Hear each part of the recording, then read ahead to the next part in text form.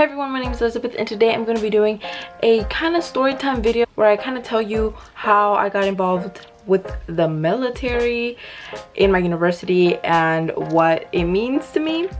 Okay, so we're gonna go in chronological order, so I'm just gonna give you a little backstory to kind of how I grew up and whatnot. So the first fact I'm gonna give you is that growing up I used to watch a lot of like superhero shows, and then on top of that I used to watch a lot of like my mom's movies. So I used to watch all these like military movies. While watching all of that, like I grew so emotionally invested. Like I wanted to protect the people, I wanted to go out there, I wanted to see the different cultures, I wanted to travel, I just wanted to be of service, I wanted to be out there in the action. Like I wanted to do that, and I still want to do that because I wanted to be like that.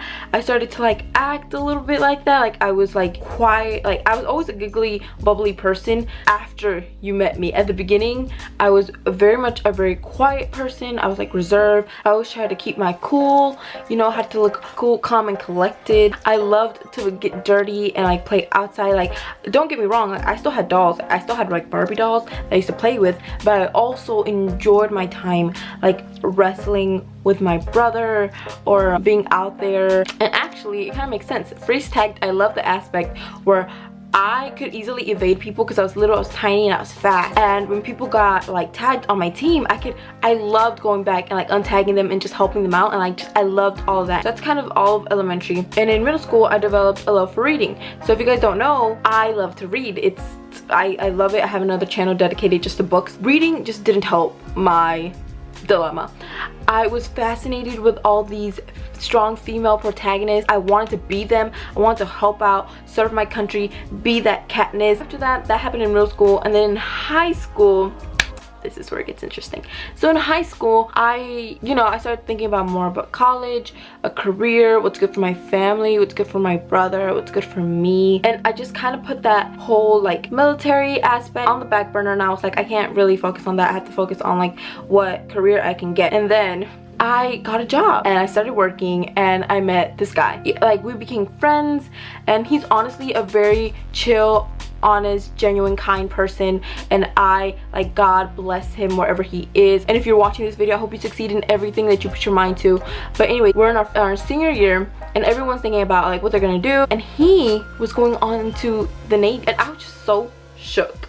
Just so shook. Like this boy right here is gonna do something that I imagined doing since I was a little kid. Like I don't know what it was, but it just like stirred this desire to go for it myself, and not just to go for that particular thing like the military, but just like to care about other aspects that I've always wanted to like dwell in, because he was going after his passion and his desires. Hopefully he wanted that for himself, and I was over here like, yeah, college. Like right now I'm pretty happy I did college, or I am doing college, but I got woke. Like I have one life and I have to do whatever I want to do, and whatever that means, if it's the military, if it's like other things like YouTube, pursuing YouTube. Yeah, so he went off to the military, other people went off to college, I went off to college, and in college I started studying political science because I wanted to be all about the people. I've always said that I'm for the people. So in the first semester of college, towards the end, probably October, I was walking around my campus, and I walked onto, I don't know why I went to the police station on my campus, but next to it there was a naval unit. And when I found that naval unit, my life changed forever. Little Ellie went crazy. Like she knocked continuously. Like for the month of November, like I would go every other day, knock, but it was locked. It was, why? I don't know if it's just for security reasons, it probably is, but anyways, so I kept going, I kept knocking, no one would pick up, no one would pick up the phone, no one would answer the door. I was like, what is up? Because like the way it was set up, like the offices were on the second floor, but you could just see the stairs from like the knocking front door. So anyways, so I kept coming back, and then one day, it was a Friday, and I said, I'm not gonna go, I'm tired of this, like whatever at this point. And I remember saying, you know what, God, I'm just gonna give it one more try. I'm just gonna go see. If it doesn't work out, it doesn't work out. So I go, I knock, and I kid you not, this guy came down the stairs, looked at me, and was coming towards the door, and I was just so taken back, because for the first, they were gonna open the door. They were gonna open the door, and even more taken back because the guy was in his officer uniform. Like you guys don't know, I love myself a man in a uniform. Like I really do. Like it just there's something about a uniform that just or he opens the door, he introduces himself to me, and I introduce myself to him.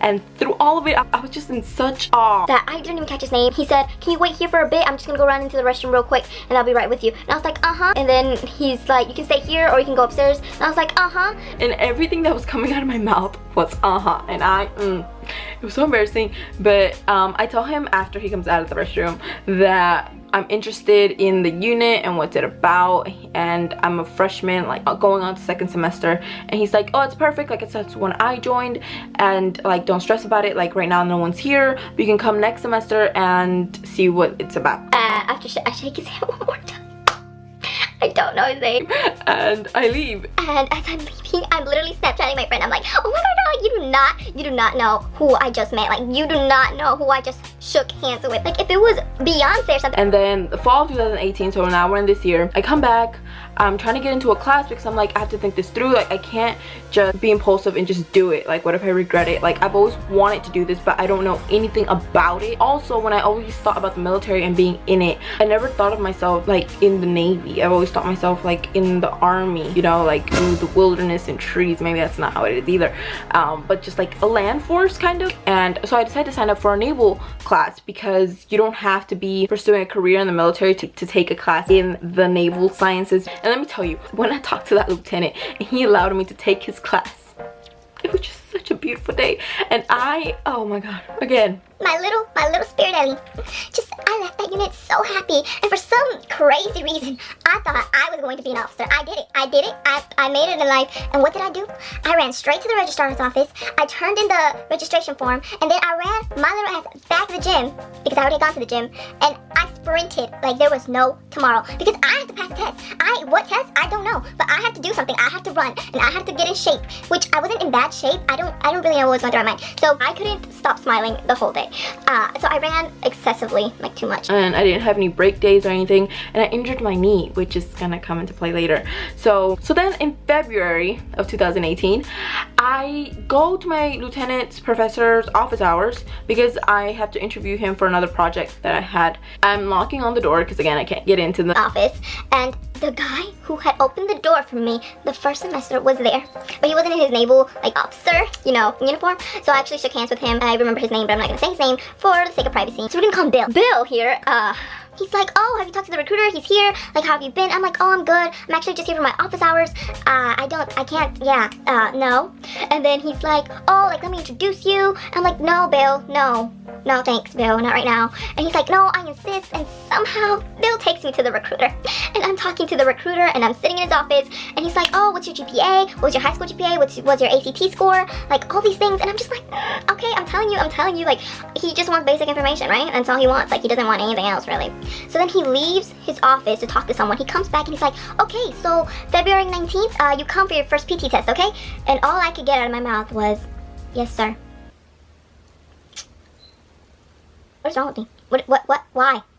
I leave out the office, I don't talk to my professor, I'm like literally panicking because what did I do? What did I sign up for? You should have just said no. I literally called my cousin, I'm like, girl, like you do not know what just happened. And she's like, calm down, don't take it, like your knee is injured still. And I'm like, yes, it is injured, why didn't I say that? So I end up coming a week before the PT test is scheduled for, which was a Monday.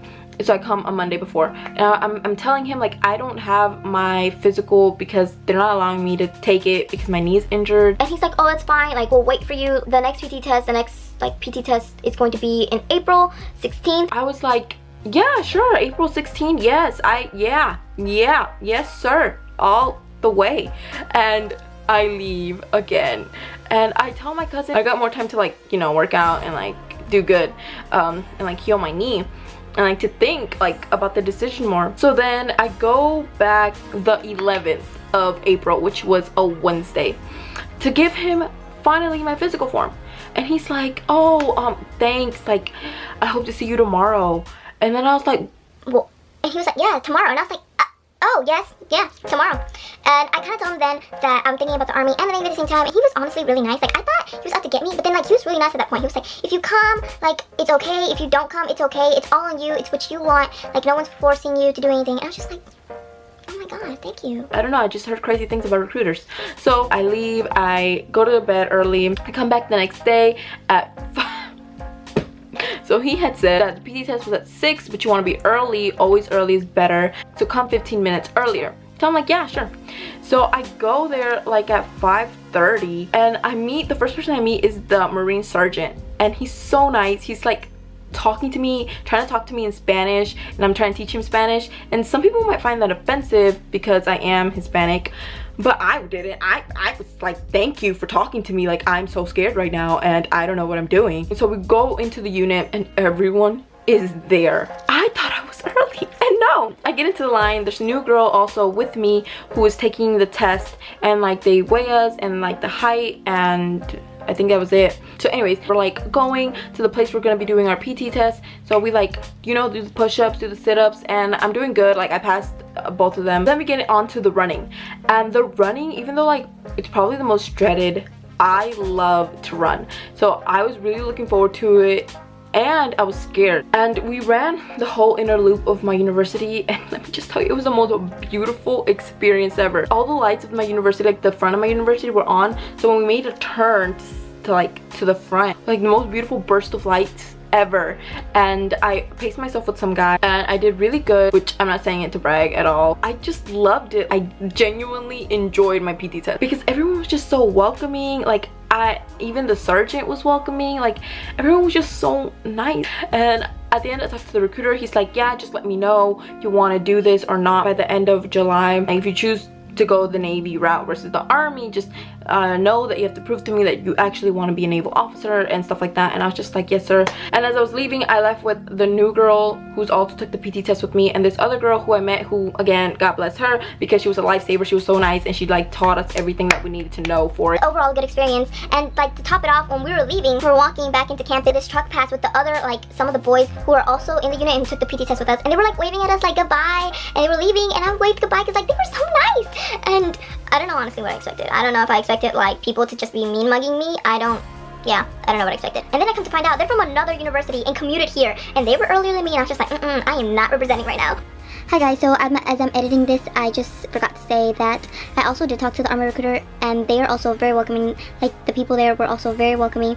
I had to go to the other university where the boys who took my PT test are actually from, and it's a very welcoming community. And as of right now, I'm just thinking like, should I do it? Should I not do it? Just because, like, if I do it, it's not like I'm gonna, that's it, like I'm going to be a naval officer, like, done. Yeah, so the way it is in the Navy ROTC program, or the way they explained it to me, was like your sophomore and freshman year is like when you're actively pursuing a scholarship or advanced standing. If you get neither of them, then they have to let you go, and you just return to your normal civilian life. And if you get it, then you're guaranteed a job after. And I'm not scared. I'm not scared of not getting it at all. Like, I believe, again, I'm religious, so I believe God has a plan for me, and if his plan doesn't include the military, then that's okay. But if his plan involves, like, maybe not the Navy, but like the Army, then I'm okay with that. I just don't want to make a hasty decision. And even though I've made a bunch of light to it, it's been a very serious part in my life, because I've always wanted or had a desire to do this. Even if I don't do Navy, I would do Army, I would do National Guard, I would do Reserve, I would do anything in the way where I could help people. The jobs that attract me in the military specifically are also jobs where I can actively interact with civilians and just help them out, because my first priority in a career is always going to be service. If you guys are interested also in the military, or like in anything, like go for it, like try it out, see what it's like literally the only person holding you back is yourself. Don't take it that seriously. Like, it's okay, life will be okay, you are okay. And yeah guys, I hope you guys enjoyed the story. I hope you guys learned something from it. And yeah, if you guys did enjoy it, then click that like button, subscribe, and I'll talk to you guys later. Bye.